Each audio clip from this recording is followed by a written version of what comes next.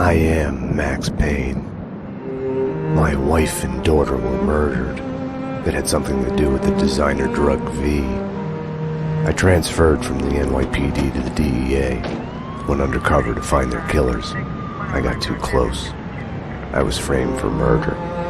With nothing to lose, I went after the Mafia during the worst winter storm in a century. My first stop was Vinny Gagnetti, a lowlife in the habit of taking his frustrations out on underage call girls. I left him bleeding in an alley after I'd gotten what I wanted out of him. I met Mona Sachs in a gothic nightclub, Ragnarok. She was a hired killer.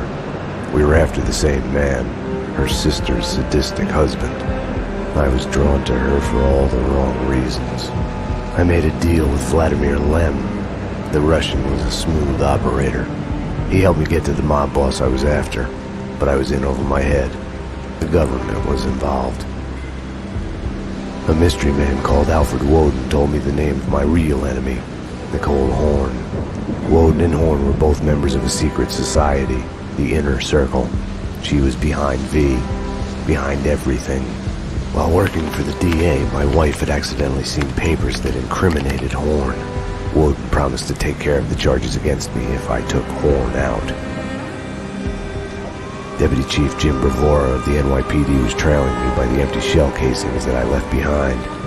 Gunshots made me deaf to the sirens, but they couldn't drown the sobs of my dead wife. Mona sided with me against Horn. She took a bullet for that. Her body disappeared behind closing elevator doors. I killed Horn. I gave myself up to the police. I had enough evidence against Woden to know that he'd keep his promise. I lied to myself that it was over. I was still alive. My loved ones were still dead. It wasn't over.